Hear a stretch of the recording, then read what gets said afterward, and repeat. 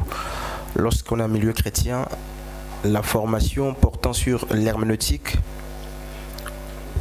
occupe une place très importante qu'il ne faut pas, à mon sens, négliger. Nous sommes appelés à enseigner, nous sommes appelés à exhorter, nous sommes appelés à prêcher l'évangile, à encourager. Et Paul va dire à Timothée, toute écriture inspirée de Dieu est utile pour enseigner, pour instruire, pour convaincre, pour corriger. Naturellement, nous corrigeons avec les écritures inspirées de Dieu. Et chaque fois que tu prends la Bible pour instruire, pour corriger, pour ramener, tu fais, peut-être sans te rendre compte, l'herméneutique. Tu fais peut-être sans te rendre compte ce qu'on appelle l'exégèse. Tu fais ce qu'on appelle, n'est-ce pas, l'application pratique. Mais peut-être que les termes te semblent nouveaux, mais ce qui est sûr certain, aussi longtemps que nous avons étudié, aussi longtemps que nous sommes chrétiens, aussi longtemps que nous utilisons depuis longtemps la Bible, nous faisons de l'herméneutique et de l'exégèse sans nous rendre compte. Avant de rentrer de plein fouet, n'est-ce pas, dans le tabernacle de notre réflexion ce soir, j'aimerais rappeler pour une troisième fois que l'affaire de l'herméneutique n'appartient pas qu'aux pasteurs, aux docteurs, aux apôtres, aux 5 ministères d'Éphésiens 4:11. C'est une affaire de tous ceux qui ont dans leurs mains l'outil qu'on appelle la Bible. C'est une affaire de tous, parce que chacun pour sa part a déjà au moins une fois dans sa vie pris les Écritures pour instruire, pour encourager, pour enseigner, pour ramener. Nous sommes au 3e jour. Je voudrais rappeler ce qui a été vu depuis que nous sommes là. Nous avons commencé après avoir posé les bases. Nous avons commencé par, n'est-ce pas, la définition de l'herméneutique. Et nous avons ensemble compris que l'herméneutique était, n'est-ce pas, l'ensemble des principes d'interprétation et de traduction. Si vous voulez, l'herméneutique, c'est une science qui fait dans la traduction et l'interprétation des textes. Et nous avons pour mémoire rappelé que il n'y a pas que l'herméneutique biblique, il existe l'herméneutique dans plusieurs autres disciplines. En économie, il y a une nomenclature qui appartient aux économistes. En politique, ils ont, n'est-ce pas, une nomenclature qui est propre à eux. En droit, donc il y a l'herméneutique du droit.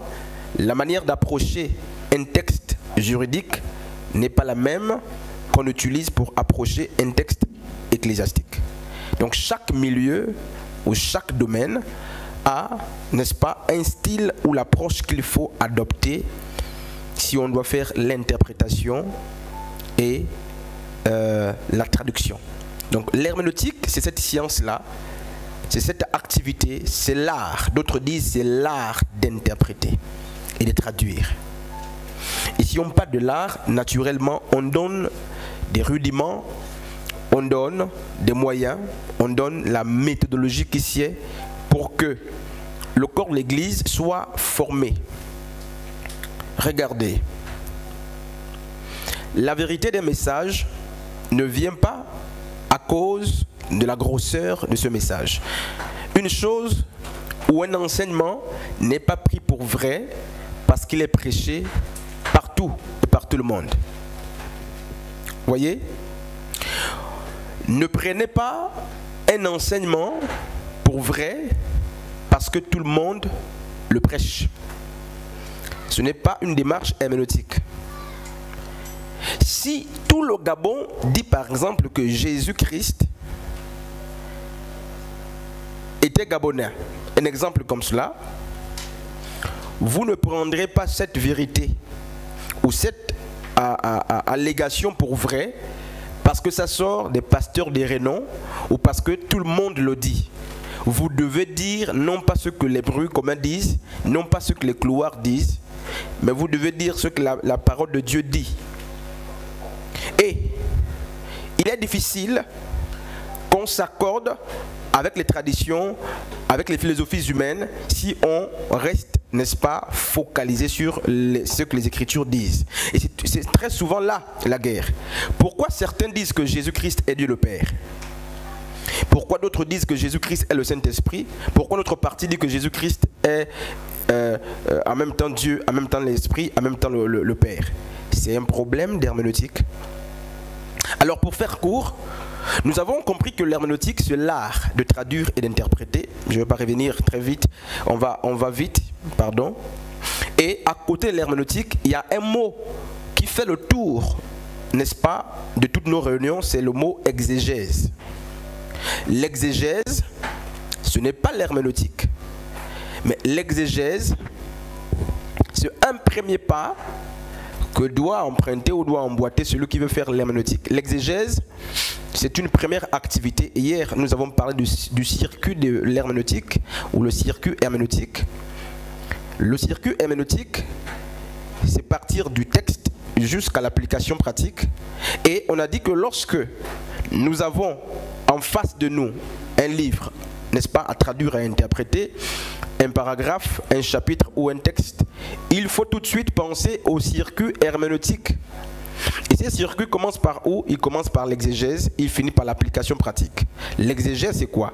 C'est le fait qu'on travaille, qu'on rassemble tous les instruments qu'il faut pour qu'on ait le sens premier et original d'un texte, d'un chapitre ou d'un livre, sans qu'on le transporte dans notre quotidien.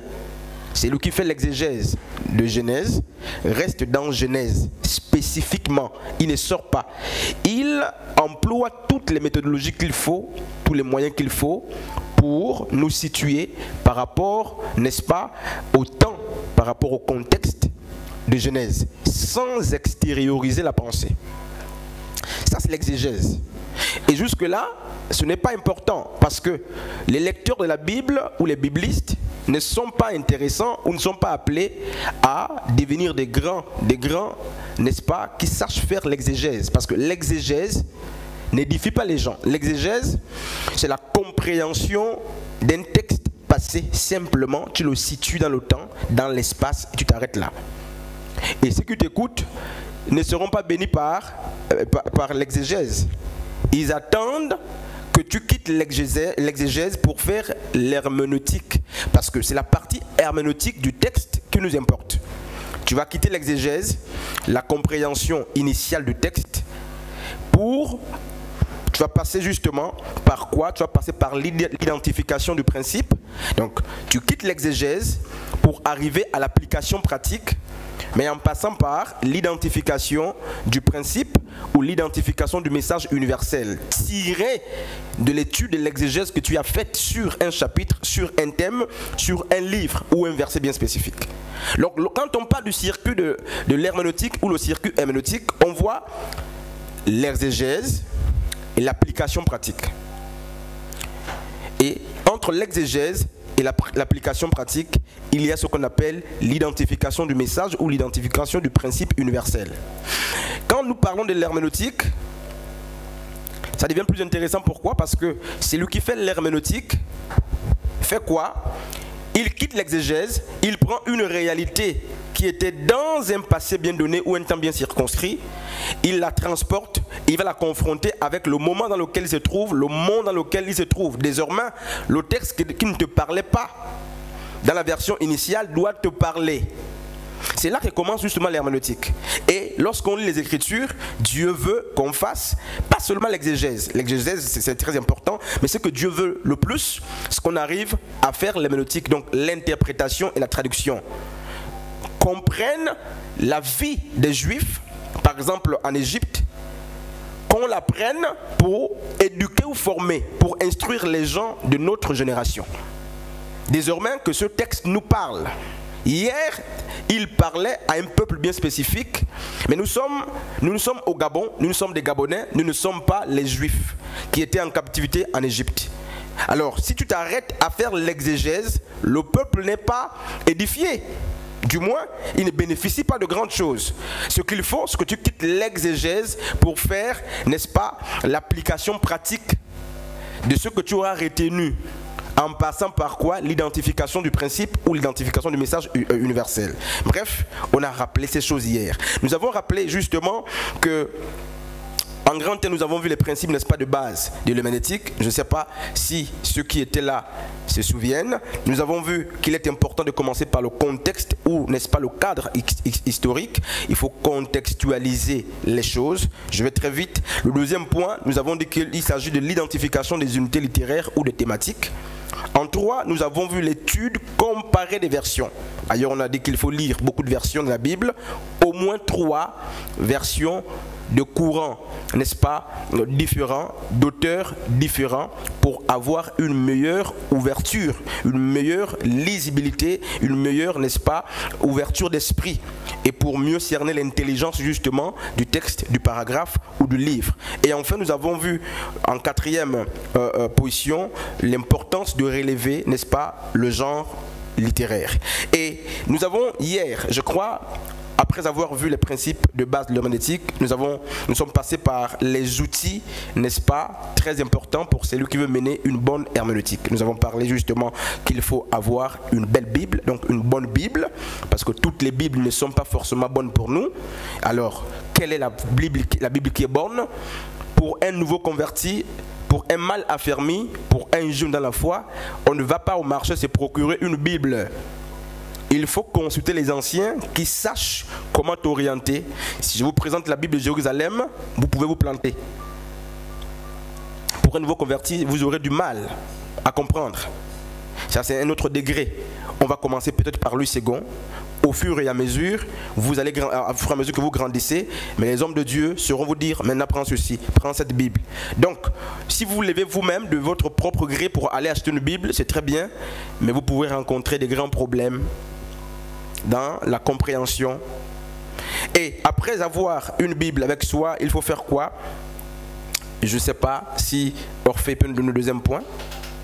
D'abord, la bonne Bible. Donc, il faut la Bible avec soi si tu veux faire l'herméneutique. Ensuite, il faut des dictionnaires. Dictionnaires dans ta langue. Nous sommes en français, on parle en français. Donc, un dictionnaire en français parce que j'ai une Bible en français. C'est très important. Si je suis anglophone, je prendrai donc un dictionnaire anglais. Et à côté du dictionnaire français, il faut un dictionnaire grec et hébreu. Parce que tu vas faire de temps en temps, n'est-ce pas, l'étude comparée.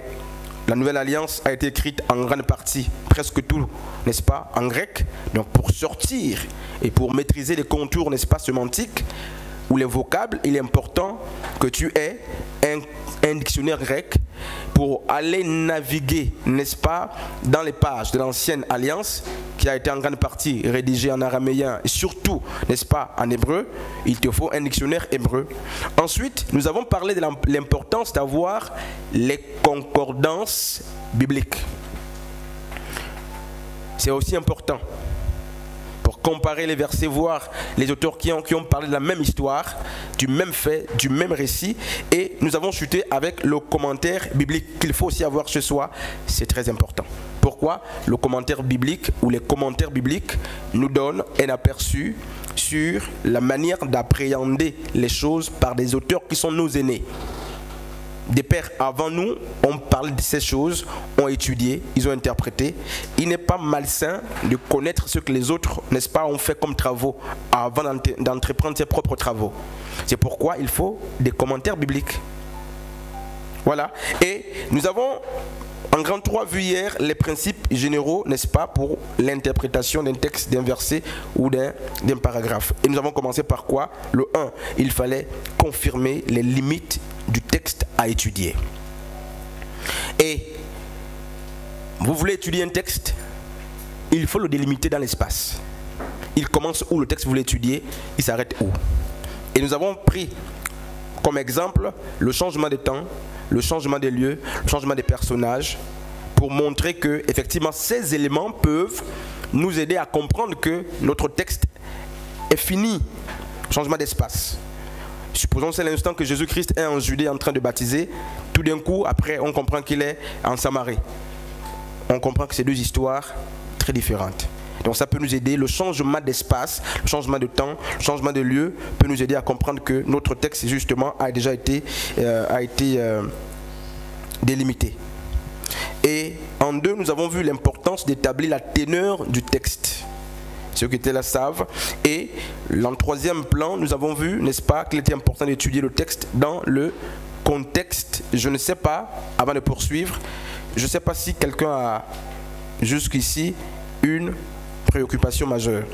Mon souhait était qu'on fasse des cas pratiques, mais je crois que demain c'est samedi et on va passer vraiment avec 4 ou 5 personnes, du moins pour tous ceux qui sont là, on prendra des textes qui feront l'objet des cas pratiques et on verra. Nous avons vu le premier jour aussi qu'il était important d'avoir une bonne connaissance de la langue de notre Bible. Si votre Bible est en français, ayez une bonne connaissance en français. Donc, ayez au moins des documents qui parlent du vocabulaire, de la grammaire, de la conjugaison, et tout ce qui va avec. Des figures de style, figures de rhétorique, parce que dans la Bible, toutes ces choses, justement, sont présentées. Hier, nous avons fait comprendre que l'Esprit de Dieu n'est pas contre notre méthode de travail, mais il la rend efficace. Chacun doit avoir une méthode de travail. Elle n'est pas unique, chacun a sa méthode de travail. Et l'Esprit n'est pas contre notre... L'Esprit de Dieu n'est pas contre notre méthode de travail, mais il la rend efficace. Nous avons appris aussi que l'Esprit n'invente rien. Si vous n'avez rien, mais vous n'aurez rien, vous resterez sec ou sèche. Donc, les gens qui veulent faire l'herméneutique doivent connaître à se familiariser avec la Bible ou les Écritures, de sorte que l'Esprit prenne ce qu'ils connaissent pour, n'est-ce pas, le rendre performant. Alors, est-ce qu'il y a une question entre-temps, avant qu'on aille plus loin? Je souhaite qu'un micro disposé ou disponible, voilà, reste là-bas. Et est-ce qu'il y a une préoccupation jusque-là? On va très vite, on prend la préoccupation de Maman Anne. Très vite, pardon. Amen. Moi, j'aimerais savoir si, dans le cas de l'exhortation, est-ce que nous avons aussi besoin de faire l'herméneutique? L'herméneutique s'applique à tout moment, chaque fois qu'on veut parler d'un fait biblique. Chaque fois que tu as un verset, ce qui conduit à l'exégèse, c'est le passage biblique. C'est le texte, le chapitre ou le livre. Il n'y a pas exégèse si il n'y a pas, enfin du moins l'exégèse biblique. Il n'y a pas exégèse biblique s'il n'y a pas un contenu biblique en face de nous, s'il n'y a pas un chapitre biblique, un livre biblique ou un verset biblique.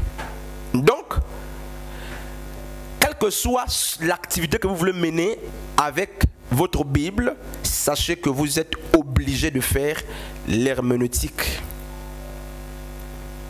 Quelle que soit la taille de votre exhortation, quelle que soit la durée de votre exhortation, une fois vous avez un verset devant vous. Hier on a dit qu'on ne prend pas les versets d'une manière lapidaire. Au milieu de la Bible, tu viens prendre un verset et tu commences à parler. On a dit que pour comprendre un verset, il faut chercher à comprendre le chapitre, il faut chercher à comprendre le livre dans lequel tu as tiré le verset, il faut comprendre les versets qui viennent avant, il faut comprendre les versets qui viennent après. Donc il faut avoir l'intelligence du texte ou l'intelligence du livre ou du chapitre avant justement de traduire un verset ou de l'expliquer. Donc, regarde, on prend un texte, si on m'a donné un texte comme ça, un texte qui te vient à l'esprit là. Jean 3,16. Car Dieu a tant aimé le monde qu'il a donné son Fils unique, afin que quiconque croit en lui ne périsse point, mais qu'il ait la vie éternelle. Alors, vous avez ce texte-là qu'il faut traduire et interpréter. Une première chose, c'est quoi? Elle a donné le verset. Vous n'allez pas faire l'herméneutique du texte sans faire l'exégèse. L'exégèse, j'insiste pour qu'on comprenne qu'il n'y a pas d'herméneutique sans exégèse.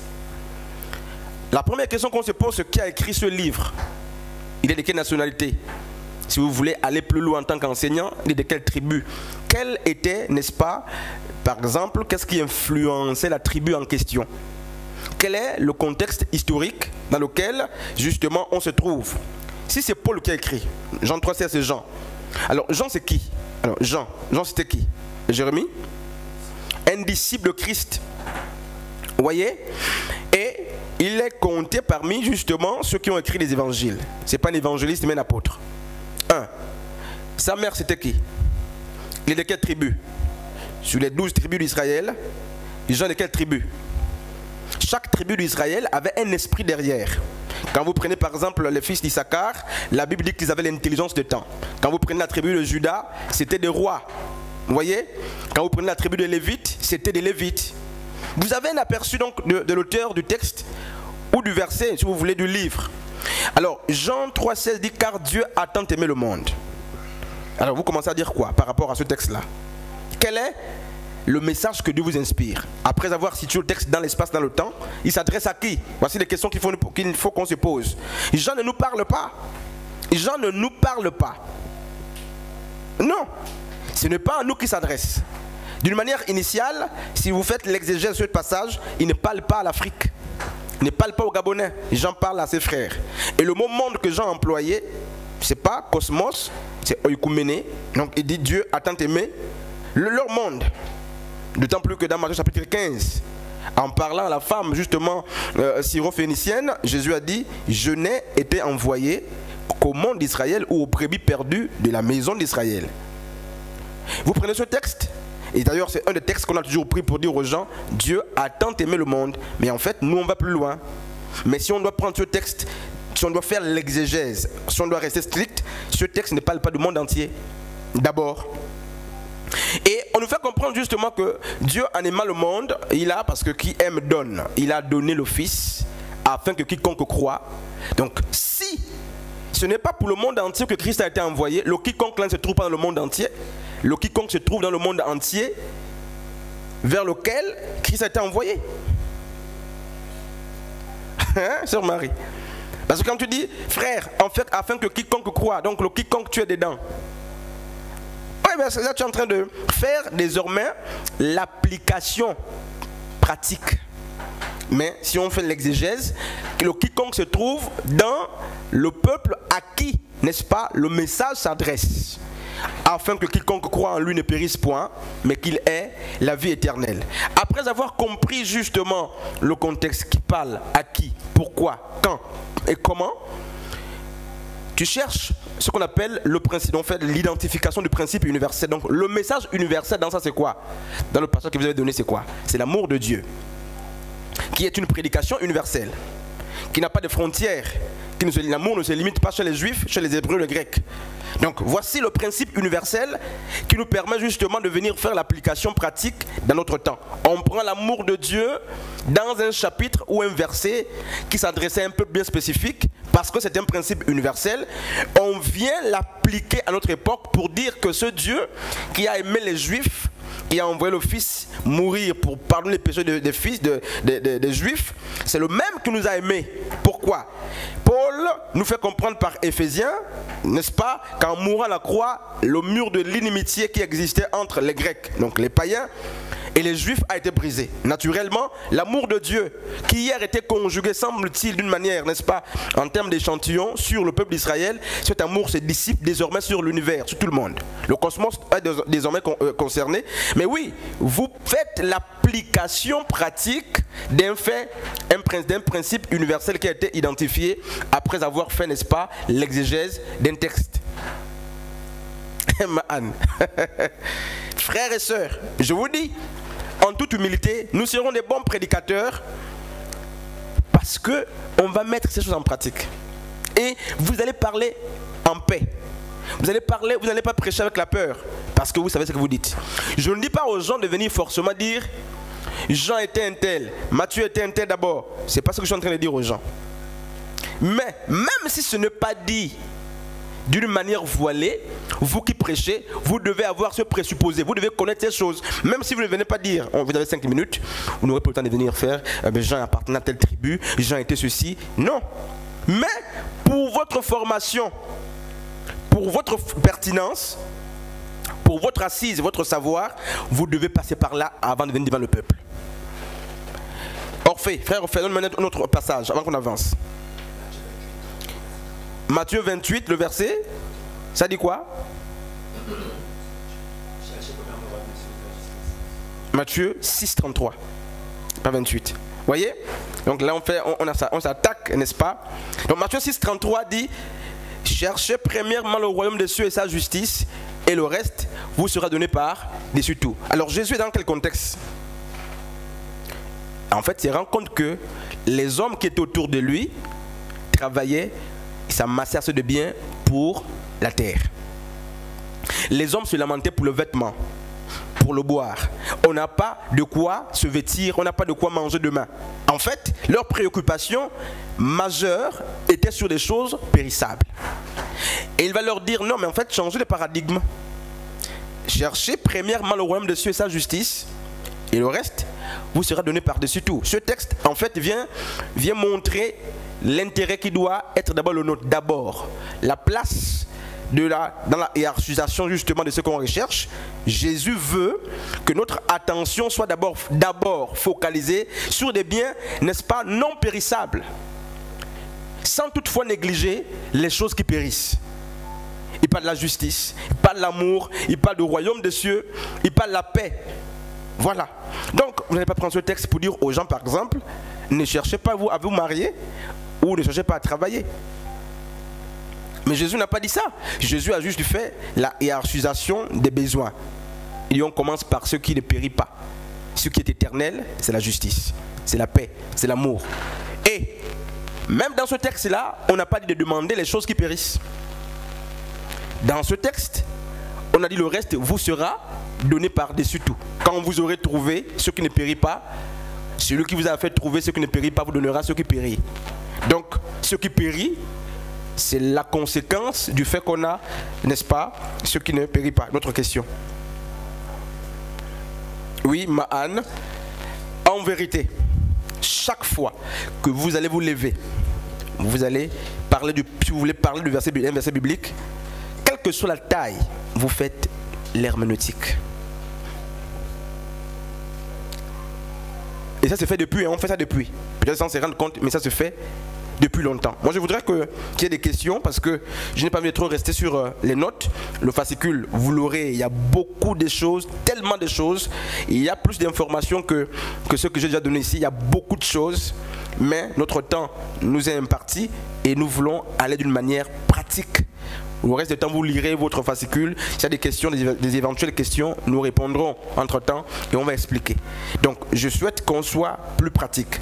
Donc, je ne sais pas s'il y a quelqu'un d'autre qui a une question, très vite.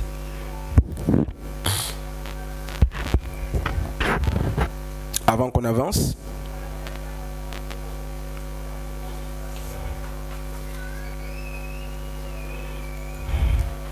Alors, je voudrais qu'on retienne 3 types de contexte. Parce qu'on n'a pas de contexte, que c'est important de rappeler le contexte. Il y a en gros 3 grands types de contexte qu'on peut retenir.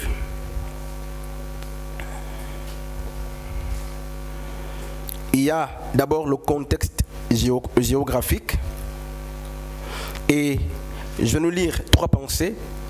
Pour le contexte géographique, je vais lire, n'est-ce pas, la pensée de James Braga qui a dit ceci: personne qui souhaite connaître la Bible ne peut s'attendre à être familier avec son contenu s'il ignore la géographie du monde biblique. Je vais répéter justement cette pensée de James.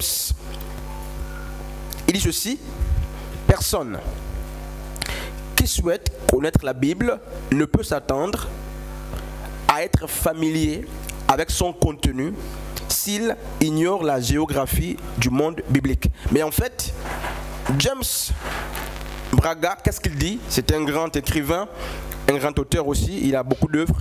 Il dit ceci: ceux qui veulent, n'est-ce pas, avoir connaissance du contenu de la Bible, de ce que la Bible fait ou de ce que la Bible dit, ceux qui veulent maîtriser les rouages de la Bible ne pourront pas ou n'arriveront pas s'ils ne connaissent pas n'est-ce pas, la géographie du monde biblique. Ça veut dire quoi, Sœur Marie, Frère Stéphane? C'est quoi la géographie?